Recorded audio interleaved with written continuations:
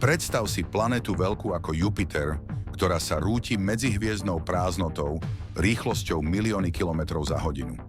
Žiadne slnko, žiadne striedanie dňa a noci, len absolútna nula a večná tma.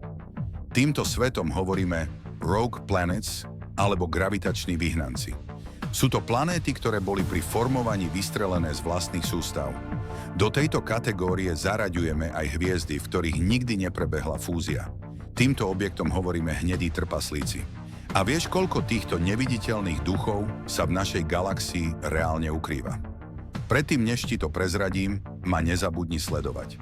A ak sa ti video páči, nechaj like. Najnovšie simulácie NASA naznačujú, že tulákov je v Mliečnej ceste podstatne viac než samotných hviezd. Hovoríme o biliónoch osirelých svetov. A pozor, nemusia byť bez života. Vedci predpokladajú, že pod hrubou vrstvou ľadu si vďaka radioaktívnemu jadru môžu udržať tekuté oceány. A možno aj život, ktorý nikdy nevidel svetlo. Šialená predstava, že?